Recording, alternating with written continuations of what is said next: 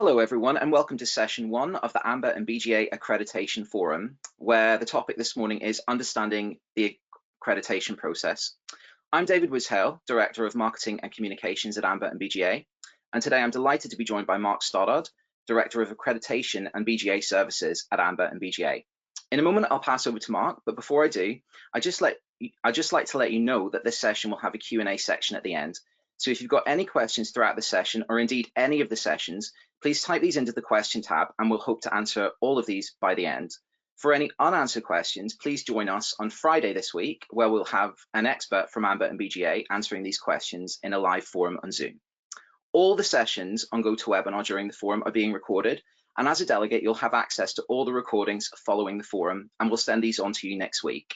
In your handout box, just in your little tab, you'll see a delegate list for the forum, so you can find out who's online, and this will come in handy later today during our interactive networking session, and I'll talk to you more about that at the end.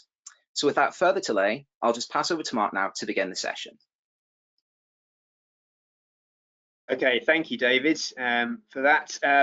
So my job this morning, or this afternoon or evening, depending on where you are in the world, is to introduce to you the accreditation process. Now, this is very much a nuts and bolts session on how things go for accreditation. So I will do my best to keep this interesting for you. But this really does lay the foundation for what will, I'm sure, be far more interesting sessions later on during today and during the week ahead. So David's already introduced me. So I am the Director of Accreditation for AMBA. I've been working at AMBA and BGA in the accreditation team for the last 17 years. And I also am responsible for AMBA's sister brand, Business Graduates Association. So firstly, for those of you that are here and are not part of AMBA yet, why should you consider AMBA accreditation? Well, firstly, we are the only MBA-specific accreditation body in the world, with a focus on the MBA degree. We are also part of the Triple Crown accreditation, so we are one of the 3 most prestigious accreditation brands in our industry. We are also very proud to be recognised by independent research as the brand that students most look for when they are considering which MBA programme to study. We offer world-class consultancy services, networking and thought leadership to all our members of the network. I think it's also important to note that as part of AMBA, all your students and proportion of your graduates and alumni can become members of AMBA for free and access a whole range of services that are available there. So currently, in terms of accreditation, we have 280 schools with accredited programs as part of the AMBA network across 6 continents. And I hope that most of you, if not all of you, are aware that about 18 months, 2 years ago, we took the strategic decision to limit the size of the network to 300 schools. Now, why have we decided to do this? Well, importantly, it's really to maintain an exclusive network for the very best MBA programs at the best business schools around the world. And this will enable us to gradually raise standards through the review of our accreditation criteria. And to this end, we are establishing a waiting list for new applicants. So this will never be a closed shop. The 300, once it's reached, will not be the 300 forever. Schools will no doubt drop out at the bottom, and new schools will be allowed in when that has happened.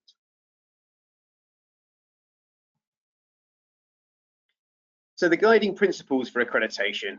Firstly, as I've already mentioned, it's important to note that we are portfolio or program specific, that we are accrediting the MBA programs and other programs at your business school. We are market driven, and by this really I mean that we are a consumer organisation. So we were established by MBA graduates, and our point of reference is always to look at, can we recommend this program or this business school to potential students in the future? So we are not an organisation by business schools for business schools. We are an organisation to protect the value of the MBA qualification, primarily for the consumer. We are international in our scope, and as I've already said, we accredit MBA programs across 6 continents. We are developmental, so we pride ourselves on ensuring that we help the schools in our network continually improve and get better. But AMBA is always based on a principle of quality enhancement. And what I mean by that is that you have to be demonstrably excellent before you can become part of the AMBA network. For example, we don't offer membership for business schools before accreditation. You have to have been accredited before you can become a member of AMBA.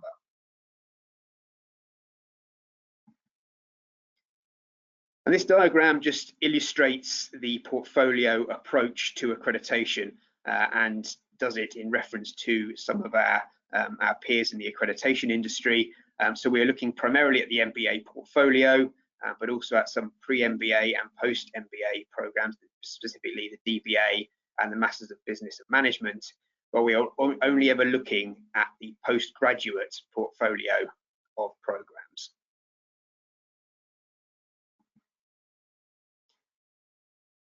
So what is the scope of accreditation? Well, as I've said multiple times already, we are program specific, so we are looking at the quality of the specific programs being offered by your institution within this postgraduate portfolio.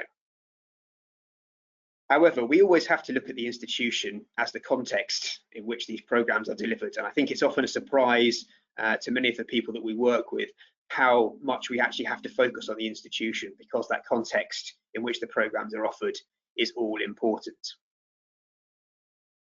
There is always an expectation that the MBA is a flagship within the program portfolio of a business school.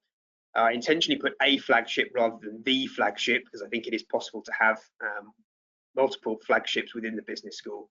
But really what we mean by that is that the MBA must have sufficient resources, must be given sufficient importance by the business school, and really that must be demonstrated in any accreditation process if an accreditation is going to be successful. The MBA is always assessed in its entirety across the portfolio. So this means that any program that you offer that bears the name MBA on the degree certificate must be submitted for accreditation. So you cannot say, for example, submit your full-time MBA but not your part-time MBA for accreditation. Everything that bears that name, that title MBA, must be submitted for assessment, and every program must pass the accreditation criteria or all of the programs will fail. And it is possible to add combinations of MBM, Masters of Business and Management programs, and DBA, Doctor of Business Administration programs to that accreditation portfolio. The MBM is generalist but pre-experience Masters programs, and the DBA, Doctor of Business Administration, is a doctoral level transdisciplinary management degree.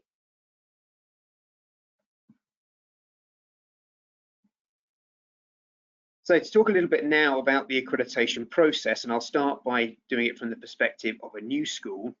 We have developed a stage process that really is designed to ensure that if it becomes obvious at an early stage that a school will not be successful for accreditation, we can let them know, and we won't waste the school's time and we won't waste our time by proceeding further unnecessarily. So the first stage is the application stage. At this stage, the school, once it's submitted its letter of intent, which is essentially a document stating that it agrees to the criteria and the costs and the process of accreditation, they must submit an application form which comprises basic data on faculty, students, and the curriculum. And this has to be verified or approved by the AMBA accreditation director for your school. So that is very much an internal approval process at the AMBA side. And do we believe that the information you've submitted meets the criteria for accreditation for those specific areas? The second stage, if you're successful, is the pre-assessment stage. And at this stage, the school must submit a more detailed form called the self-assessment form, or the SAF. And this builds on the information provided in the application form, but provides more data on things like careers services, school strategy and mission. And this then must be verified and approved by a subcommittee of the International Accreditation Advisory Board, which is comprised of deans and senior academics from accredited programs around the world. So the first stage is being approved by an AMBA staff member, and the second stage is being approved by the accreditation board, who will, in the end, make the final decision on whether the school can be accredited or not. And so if you've got past the second stage, you can be reasonably confident that you're on the right path for accreditation. The third stage is the assessment stage, and this is where the bulk of the work happens for both the school and for AMBA. This culminates in a peer review visit, full on-site assessment of the school and its programs. The school must submit a self-audit report which covers all the criteria for accreditation. So the stage processes build up the information that we request from you about the accreditation criteria and how you meet those. Stage 3, the SAR, the self-audit report, addresses all of the criteria. And the SAR is accompanied by the SAF, which had been submitted at stage 2, which is very much a companion piece as being the major data element of the submission. We will give you feedback at the end of the peer review visit on what we're going to be recommending in terms of accreditation, and I will talk more about this a little bit later. But this is just a recommendation at this stage, and any decisions must be endorsed and ratified by the International Accreditation Advisory Board. And then stage 4, at the post-assessment stage, we tie up all the loose ends, we deal with the expenses for the accreditation visit, we sort of send you the formal letter of accreditation, deal with the administration there, and then we promote your accreditation. And this is where David and his team will come in to do the usual excellent job in promoting your accreditation to the outside world.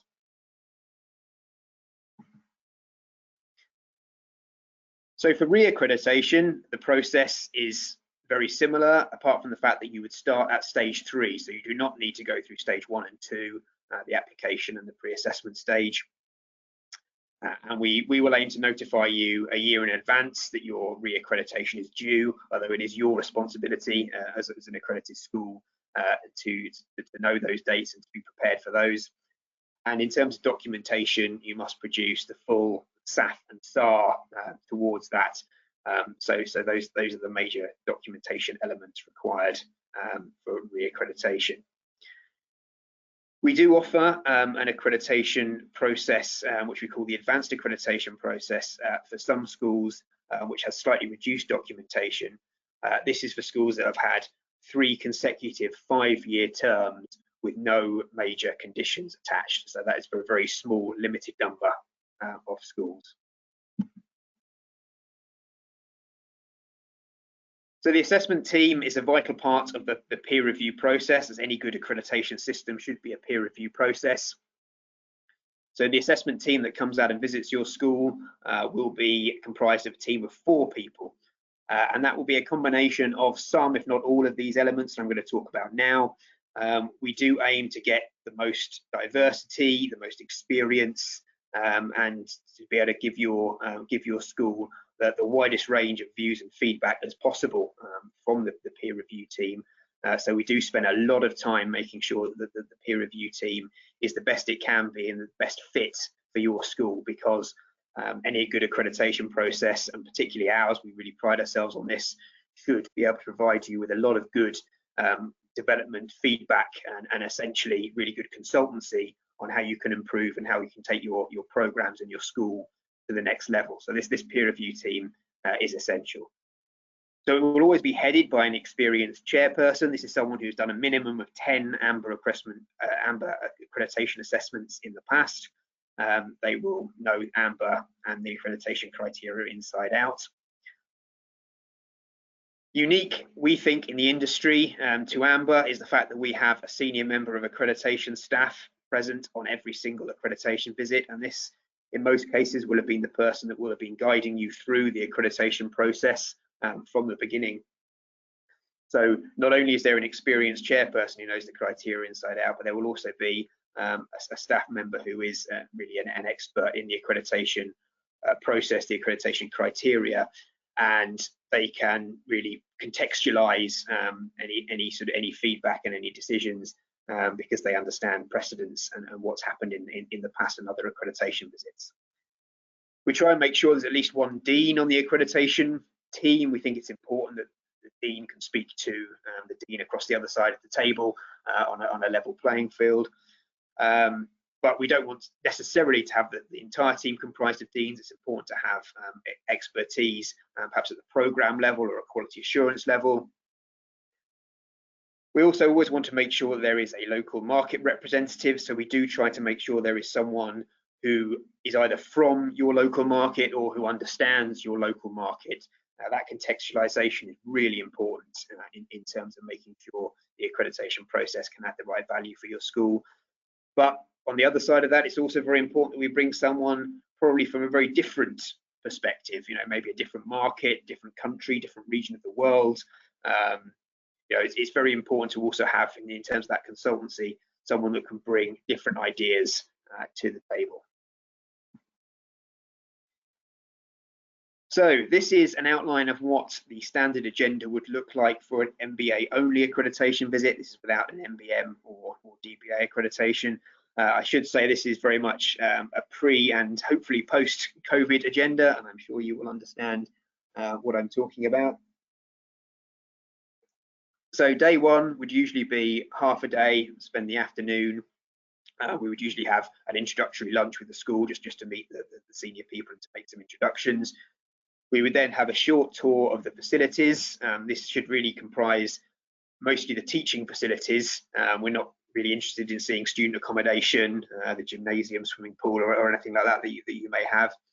And then the assessment team will spend most of the afternoon in the base room together in private session, looking at the additional information that the school has provided for us, and we will then use that time to plan ahead for the second day.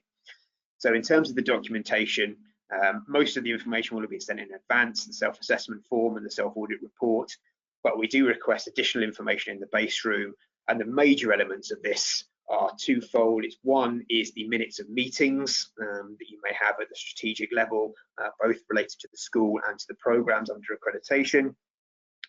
And then also to have a wide-ranging sample of student work.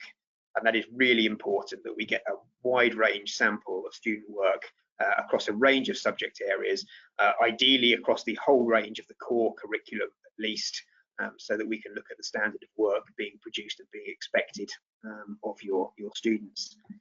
And then there is an optional dinner at the end of day one where students, where the assessment team will meet some of the senior stakeholders of the school.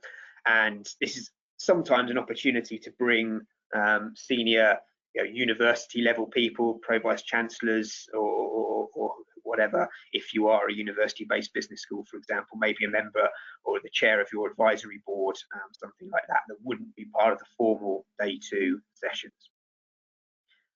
So the second day is where the major interactions happen between the AMBA assessment team and the school. We will spend most of the morning with the senior management of the school and those leading the programs. It's important at this stage, I think, for me to say that there are no individual interviews and certainly no interrogations within the accreditation process. It's very much an open dialogue between groups of people. So there should not be any major presentations apart from an introductory presentation by the dean at the very start of day two, but there are no other presentations expected and no individual interviews. So at the end of that session, that large session, we would have a private lunch with the assessment team just to gather their thoughts. We will then meet the key stakeholders of the programs. This mostly comprises students, alumni, and key employers for people that employ the graduates from these programs.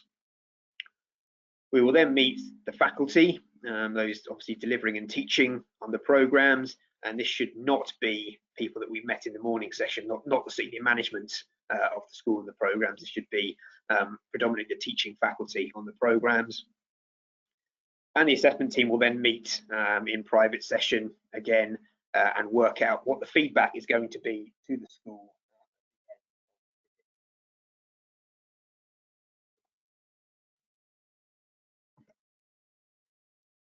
Obviously, in these current times that we are unfortunately living in, we have moved very quickly to deliver the assessments fully virtually. Now, what this has meant is that in the majority of cases, we have worked very hard to maintain the standard agenda and the same protocols that we would have used for a physical visit. And we think that's really important to try to provide schools who have to undergo the assessment, the accreditation through this method, to try and make sure they get as best a possible similar experience to what they would have had if they could have had a physical visit. And we're very confident that we can get as close to that as possible through the way that we deliver them. Sometimes we introduce some extended breaks because it's very, it's very hard work for us and for you as a school on your side to stay focused, sitting in front of a screen for long periods of time. And sometimes we have to make some adjustments to the agenda to take account of time zones. And sometimes we have to limit the number of participants slightly. Where in face-to-face we might have had 20 or 30 people in a room. Sometimes we might only want to have sort of 15, just to make sure that the interactions can work as well and as thoroughly as possible. But this will obviously be worked on with your accreditation director when it comes time to have the visits, and hopefully we will not have to operate in this way for too much longer. So I said earlier that we will give you feedback at the end of the second day, and we really pride ourselves on the fact that we have the courage of our convictions, if you like, to be able to look the school and the senior team in the eye at the end of the day and to deliver the feedback of what will be our recommendations. And we structure it in this way, that we provide commendations. These are areas of best practice where we think the school is really leading the way in terms of the way it's doing things.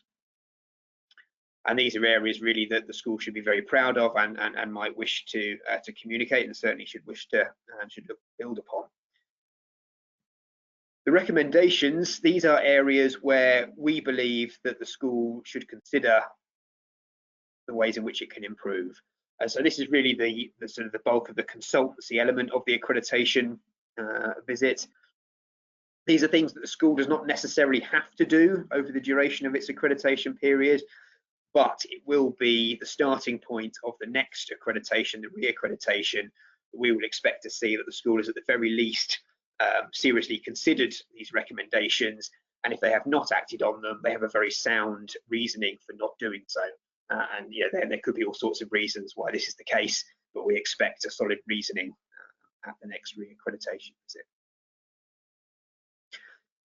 The conclusion carries the recommended decision of accreditation, and there may or may not be any conditions as part of that conclusion and of that accreditation decision and period.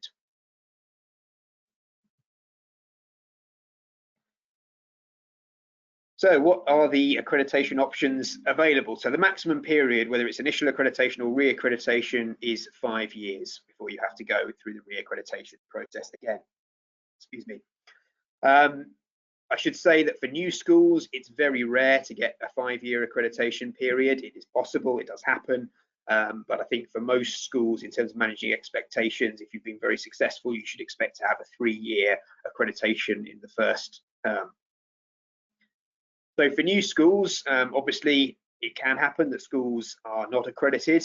There are two kind of options in this space.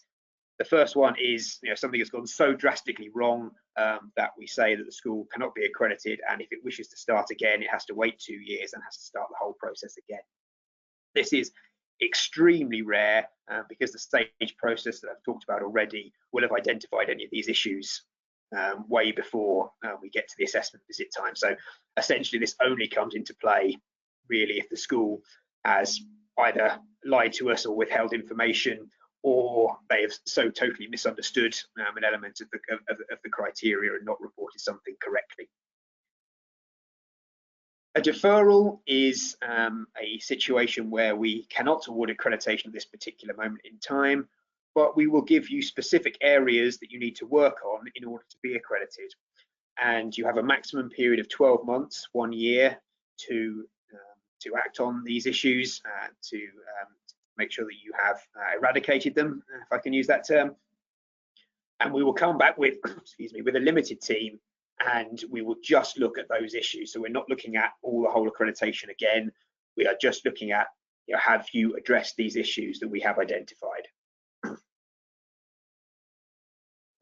And then you have the 3 and 5 year term that I've already talked about. For reaccreditation, there is a slightly wider range of options. We can and we do withdraw accreditation if things have gone so downhill since the last accreditation visit that accreditation cannot be maintained. And we can offer a range of accreditation periods up to 5 years. If we do offer only a 1 year accreditation, this is obviously pretty serious. You have to go through the whole process again. You have to pay all the fees again. So that's pretty much a sign that things are very wrong and things need to be addressed pretty quickly.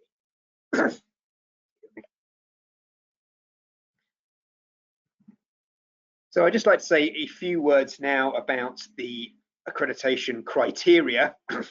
Obviously, this can be downloaded from our website. I'm not going to read out whole passages of the accreditation criteria for you. You should take a look at that. And obviously, if you have any questions about the specific accreditation criteria, there are opportunities throughout the course of this week to ask those questions. But in the most recent review of the criteria, and I should say that we do commit to reviewing the criteria every 5 years. We think that's really important that we do try to make sure that the criteria represents best practice in an ever-changing environment. So the most recent iteration of the criteria was 2016. And what we did there was we looked at a very clear definition of the MBA program and built everything out from there. So we have an increased focus on outputs from the MBA and the impact of the MBA, and we've developed a range of core attributes that we believe an accredited MBA program should produce. There was a wider acknowledgement of flexibility in terms of cohort formation and critical mass. Particularly this was around areas such as the carousel model, and we recognise that a carousel model would be an appropriate means of delivering an MBA program. We introduced a wider recognition formally of reasonable flexibility in the criteria, and obviously being up to the school to argue its case in terms of flexibility on some areas.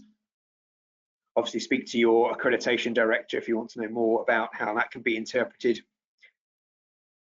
And the criteria were reformatted to map to the student journey and reflecting the role of disruptive technology and more online delivery, which is obviously very key, excuse me, for this current climate we find ourselves in.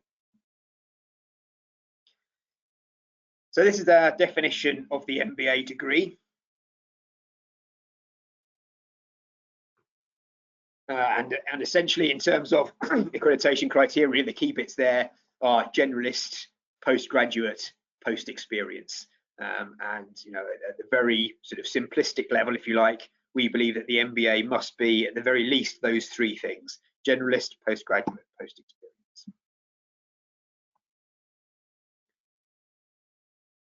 And these are the competencies and the graduate attributes that I talked about. Again, I'm not going to read these all out for you here, but these are the areas that we think an MBA graduate should be able to do once they graduate from your MBA program. And we think this is really important, that we really want the criteria to be not just a means to assess business schools through an accreditation process, but a roadmap for a school that might not have an MBA program, excuse me, and it wants to develop one in terms of the world's best practice. And so we really want our criteria to be seen as a roadmap for schools to be able to use to do this. So the criteria are organised into 10 key principles. So starting with the MBA portfolio, identifying what the portfolio actually is. We then look at the institution, its integrity, sustainability and distinctiveness. As I said earlier, the institutional context is incredibly important when looking at the quality of the programs under accreditation. We look at the quality and sufficiency of the faculty that you offer and that deliver your programs.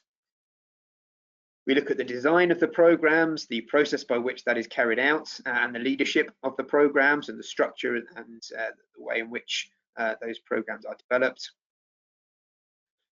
We look at the student cohort experience, the way in which students are recruited, but also the way in which students are engaged with each other and the way in which they sort of work through the student journey. We look at the competencies, graduate attributes, and the learning outcomes for the program, and we look at the ways in which they are developed and improved. We look at the curriculum, the breadth and depth of the curriculum. It's going back to what I said earlier about it being a generalist postgraduate degree.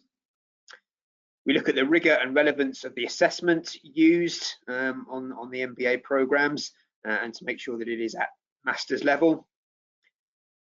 We look at the way in which the program is delivered and the way in which that delivery engages and ensures interaction between the student learning group and the faculty, the people teaching on the program. And then very importantly, we look at the impact of the programs and the lifelong learning that your school provides for your MBA graduates.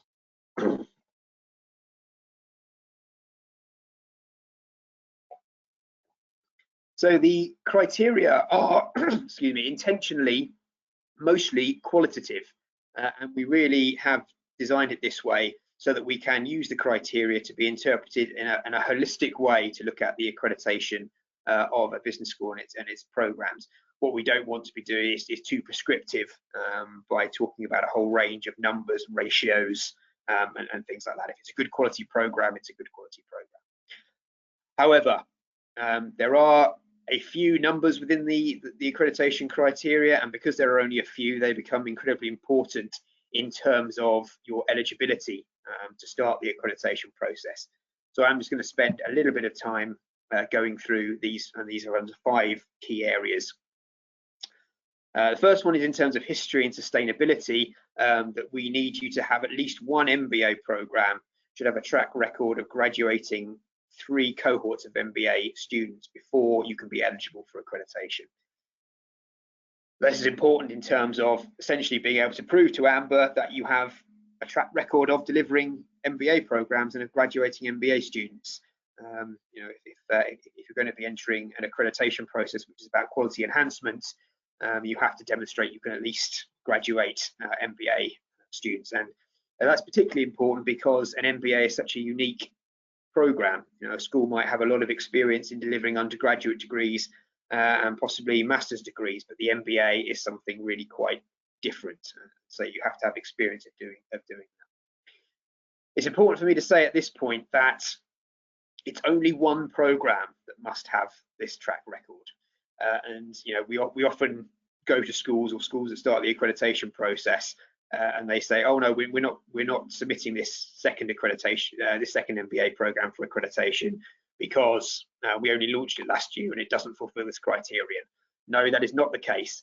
You know, I suppose essentially if you launched an MBA program a day before the accreditation visit, that MBA program would have to be part of the portfolio. It's only one program in terms of eligibility that must have met this requirement. Faculty qualifications, we expect at least 50% of the faculty to have a doctoral degree. So that's one element of ensuring the right quality of faculty to teach a high level master's qualification.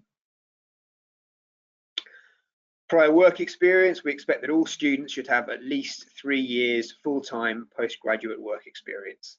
And as I said earlier, it's one of our key elements of the definition of an MBA degree that it is a post-experience degree. Cohort size, we believe that in a good quality MBA program, the networking, but also the peer-to-peer learning is such an important part of the MBA experience. And so to that end, we expect a minimum of 20 students studying together on each MBA degree.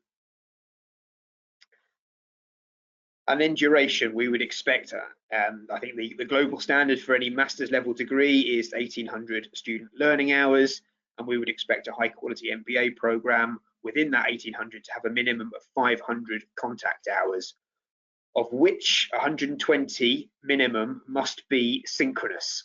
And so talking about blended or possible online or digital delivery, you can have a fully online accredited MBA program if you can set it up appropriately, but you still must have a minimum of 120 synchronous hours. Does not have to be face-to-face, but it has to be synchronous. And just to say briefly here, the 3 major elements of a contact hour for AMBA are that A, it's mandatory, so all students must undertake it. It must be faculty supported, so there must be a faculty member engaging with the students during that hour, and it must take place within a student learning group. So one-to-one support does not count as a contact hour technically. So, for example, thesis, dissertation supervision does not technically count as a contact hour because it's usually between the supervisor and one student.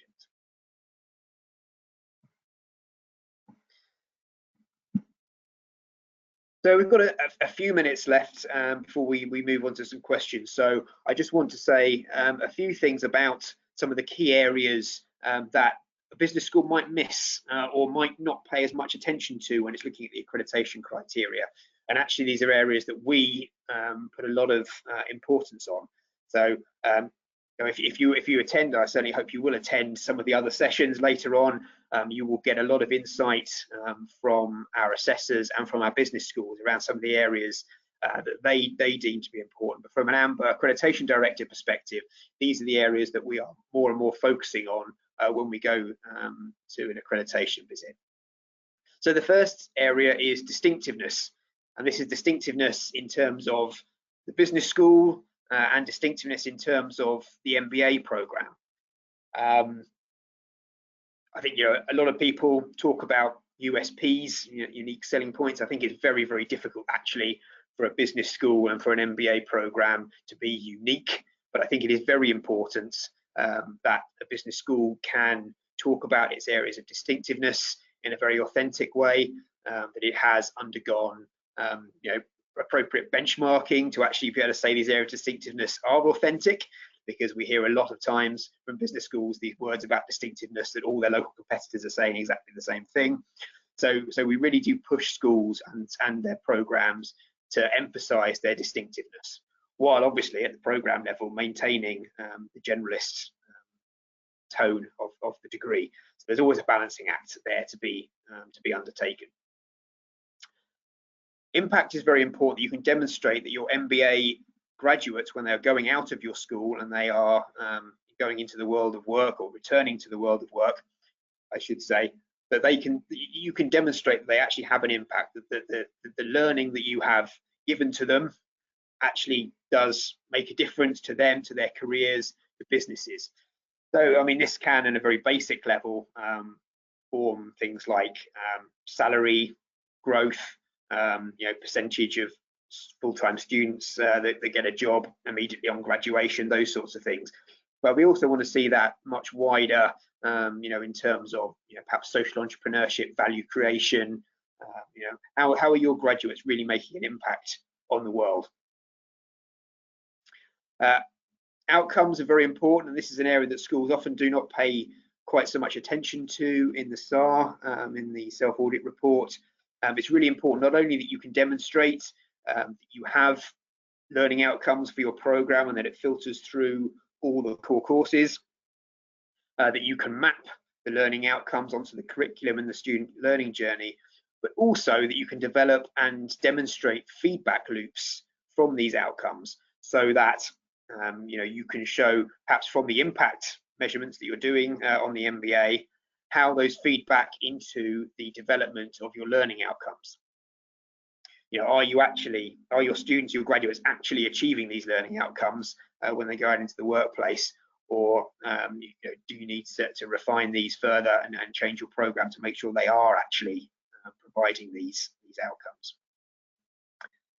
Integration is particularly important on two levels, and both of these levels are sometimes missed by schools when they're submitting the documentation for accreditation.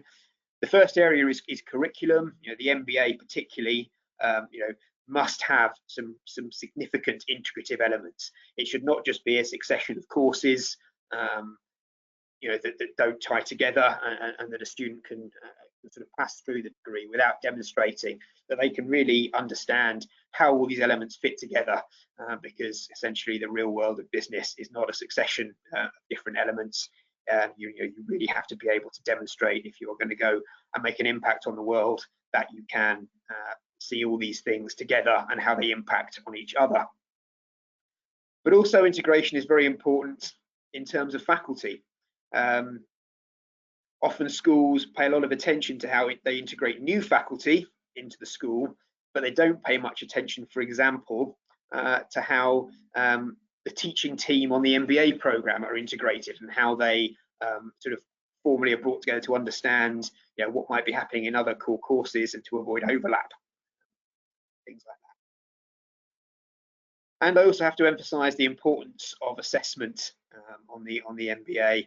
It's really important that we see, when we're coming to visit the school and to assess the school, that the assessment of your students is at master's level, and that there are processes in place to ensure that this assessment is consistent across the program. So it is consistently at master's level, and that the standard is consistent across the program. And it's also important that you provide formative feedback to students. This essentially means that you're providing feedback that students can use to improve. They're not just getting a mark, they're not just getting a grade, but they know perhaps what they did wrong or areas they could do better next time. And this really, in terms of best practice, should be delivered in a way that enables the student to refer back to this feedback. So that can be in written form, it could be in recorded form, it could be annotations on the scripts, a whole range of things, but some of this feedback really needs to be in a format that a student can refer back to at a later date.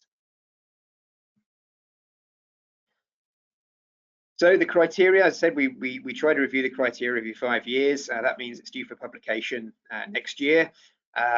We are currently a little bit behind in our preparations for this, primarily due to the pandemic. And so, we will update you on this as and when we are ready to do so. But certainly, as always has been done in the past, all AMBA schools will be consulted and will have an opportunity to input onto the criteria. So this is the end of my presentation. Thank you very much for putting up with my voice and its sort of various fading levels for the last 40 odd minutes. I appreciate your attention and very happy to take any questions now. And as David has said, if we can't get to your questions now, we will have opportunities to do so during the week. And obviously you can also contact me on my contact details as they are in front of you at any time, and I will get back to you as soon as I can. Thank you. Thank you, Mark. That was a fantastic and really comprehensive presentation, so thank you for that. We've had a few questions come through and some points of clarification, but as Mark said, please don't be frightened to put your questions in the question box. This is a safe space, so we can answer anything. It's all totally confidential. The first point of clarification is somebody's just asking, how long on average do you reckon it would take from application to awarding of accreditation, Mark? Okay, thank you for that question. It's a very good one. It's a very difficult one to answer because it really depends on the readiness of the school for accreditation. So I would say if you are fully ready for accreditation, so for example, those 5 key eligibility quantitative criteria that I mentioned, if you're meeting all those already and you don't have to make any significant changes to your MBA program in order to be eligible, then really the rate determining steps are with you as the school. How fast do you want to go? How fast will your resources allow you to go? So I would say anything from 6 months to 2 years within that particular framework. It could be much longer if you have to change something, particularly if, for example, you're a university business school and you've got to go through university approvals to get changes to your MBA curriculum, for example, until you're eligible to apply for accreditation. That can take a year in and of itself to get through.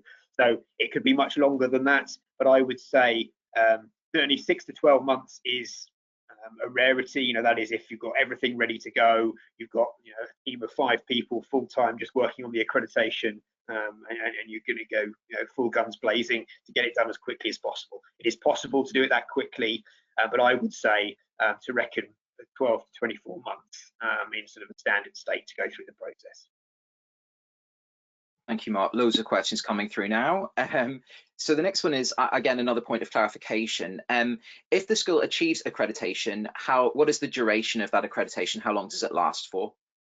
So it's a maximum of 5 years. So for the initial, as I said earlier, the initial for initial accreditation, it can either be 3 or 5 or nothing. For a reaccreditation, it could potentially be anything between 1 and 5 years, but maximum 5 years. Lovely, thank you. Yeah, so I've got loads of questions coming through. We'll try and get as many as we can done just now, but as I mentioned earlier, we'll forward these on to Mark after the conversation. The next question is, I have a standard 1-year MBA that accepts only applicants with prior work experience, and another 2-year MBA with industry placement that accepts students without prior work experience. Can I get AMBA accreditation for both programs? It does slightly depend, and I mentioned earlier about the flexibility that we have sort of tried to build into the accreditation criteria. In normal circumstances, no.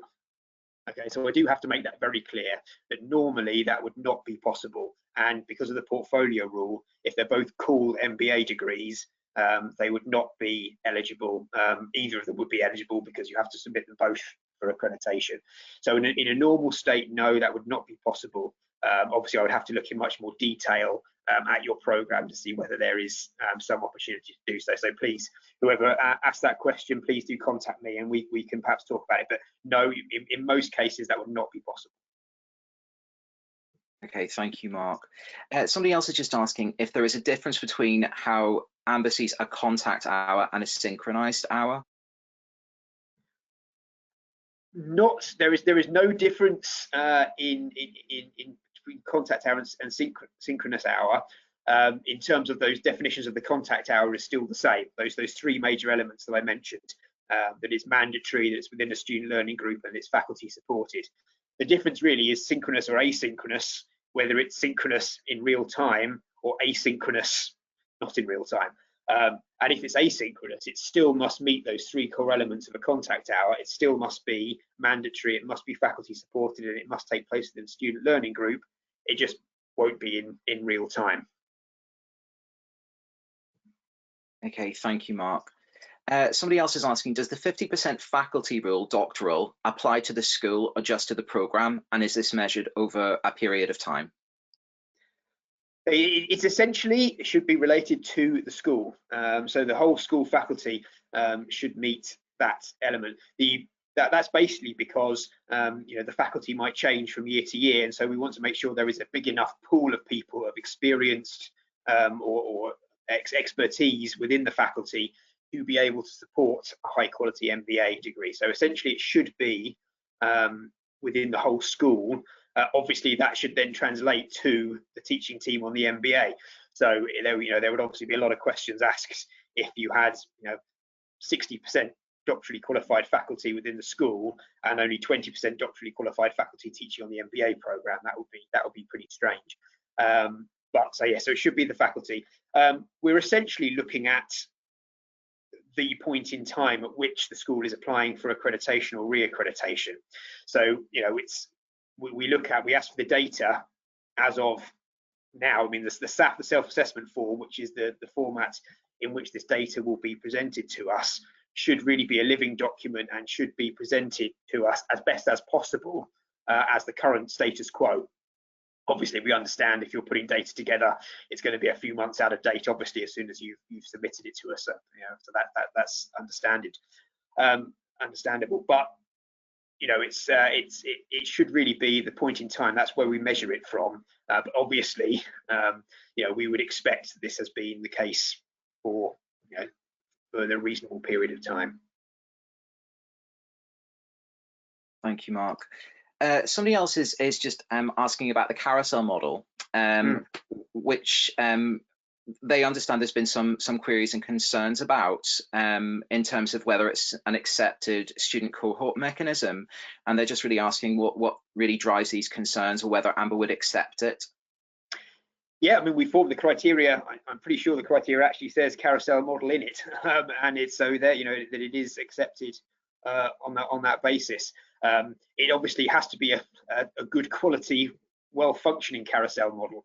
By that I mean that it still brings all the students together at different points, at the different entry points at which they're coming in to it, and that, as best as possible, the process tries to manufacture a student cohort experience. So you might have 12 on one intake and 12 on the next intake, and they come together for half the course, and then the next half of the course, the next 12 come in.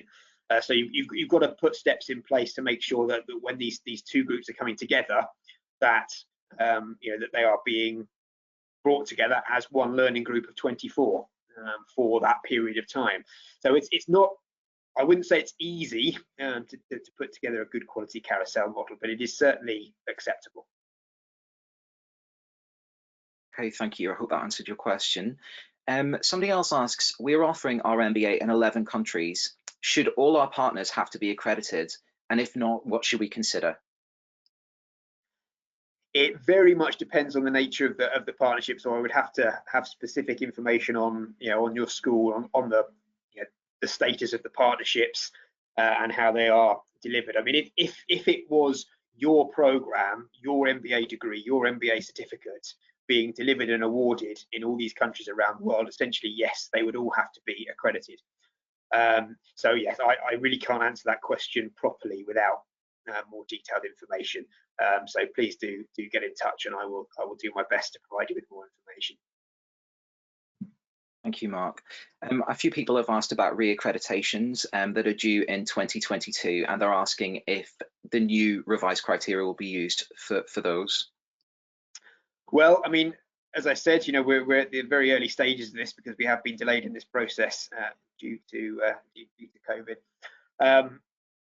As the previous times we've done it, and the previous times that I've sort of led the accreditation criteria review, the way that we've worked it is that we've had a transition period, usually of about a year from publication, in which schools can choose whether they're assessed under the old criteria or the new criteria.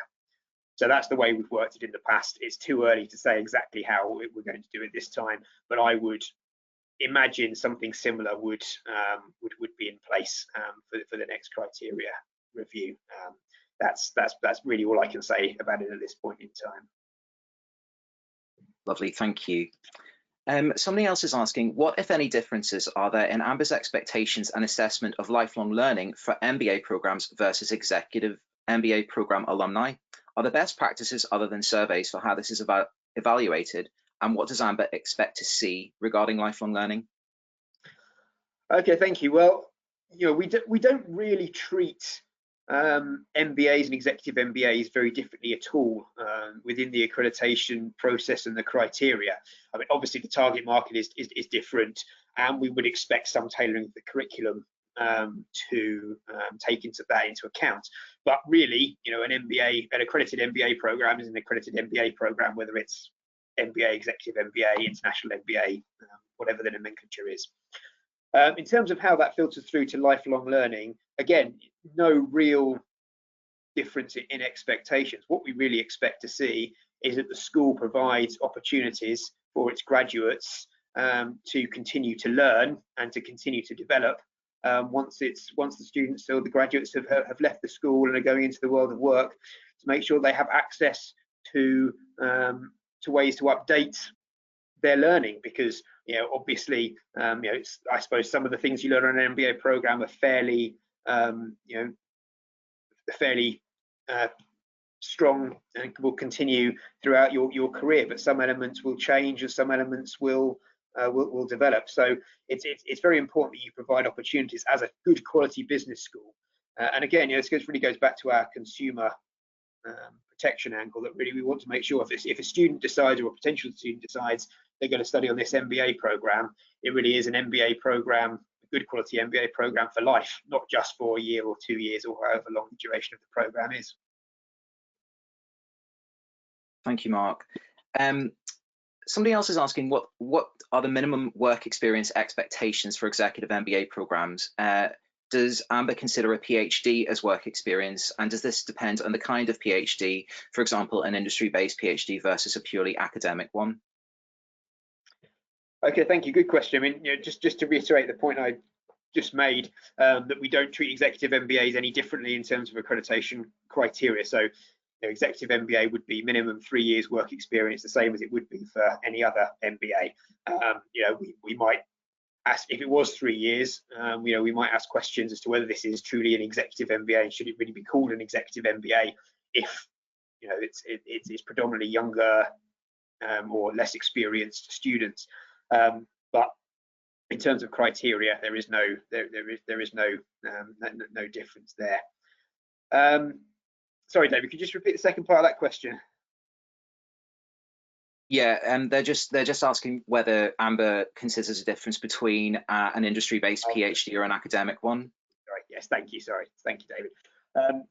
Yeah. So, I mean, technically, it's a very interesting question as to whether we would include a PhD. I mean, it's not full-time work experience, so I suppose technically it might not count. But I think on a case-by-case basis, you could probably make a case for that being appropriate. And I think, you know, in making that case, if it was an industry-based PhD or an industry-based doctorate, that would probably give you a stronger case than if it was a purely theoretical traditional PhD. So you could certainly make cases for it. I mean, in thinking about some other examples, things like military service, we would usually count that as work experience, because, you know, if you are you know, really doing something as high pressured as learning to work in various elements of the military, you know, we think that is, you know, very equitable as work experience. So there are always cases to be made, but, you know, it should really be full-time work experience for a minimum of 3 years. So, for example, you know, working in the family business part-time at 15 is probably not going to count as work experience. Lovely, thank you very much. We're getting quite a few questions about virtual accreditations coming through, so I'll try and combine them into one. Some people are saying we have visits due in May 2021, but they're preparing for a face-to-face visit. They're just asking when we reckon a decision will be made as to whether or not it will be virtual. And also, with virtual sessions being run currently, are you finding that 2 days is sufficient to get through the visit, or is an additional day required? Yeah, thank you. Well, I mean, the first point to answer both questions is to speak to your accreditation director, because they're going to have you know, the best knowledge. I mean, in terms of sort of early summer next year, I don't think anyone knows what the situation is going to be then, so I don't think anyone is going to be able to tell you for certain at this point what the situation is going to be sort of May 2021 or something like that. So yeah, well, I think, you know, certainly I'm trying to leave it as late as possible to make decisions on virtual visits, while obviously understanding that schools need to know and we need to know at a certain point in time when that, you know, at some point you have to call it and make a decision. So yeah, speak to your accreditation director, and they will be able to advise you further. Yeah, I mean, we certainly found that we can deliver the virtual accreditations, you know, pretty much to the standard agenda that that we would normally use for a face-to-face visit. I mean, you know, it's not quite as good as doing it face-to-face. I think, you know, everyone would acknowledge that. You know, we're really confident that we're doing it as best as possible. I think, you know, I would say if I had to put a figure on it, I think it's probably about 90 to 95% as good doing it virtually. And yes, we've been able to maintain the standard agenda. I certainly on my visits recently, I've started to extend the days slightly longer, just to give us longer breaks in between sessions, because, you know, it is really intense sitting here in front of a screen trying to manage 15 different cameras all going on around you. And so, you know, it's much harder in that sense than being in the room with someone, where you just have to sort of move your head around and you can see when people are ready to talk to you, and you get that sort of body language much better. But yes, we have been able to maintain the standard agenda.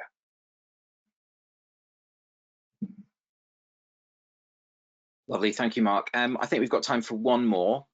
Sorry to everyone, I can see there's loads of questions, but I promise I'll pass these all on to Mark as soon as the session ends for him to come back to you. Somebody's just asking, if we have an MBA, an executive MBA, should we apply independently for their accreditation if we want to accredit both of them? No, in fact, you have to submit them both. You cannot apply separately. So yes, it's the portfolio policy. Anything that's called an MBA, you know, if you stick an E in front of it, that doesn't make any difference. You know, anything that has the term Masters of Business Administration MBA in its name, you must submit them all for accreditation, and they all must pass. Lovely. I'm going to give you one more question because I think it's quite pertinent and you'll like it. Somebody's saying, yeah, you'll love it.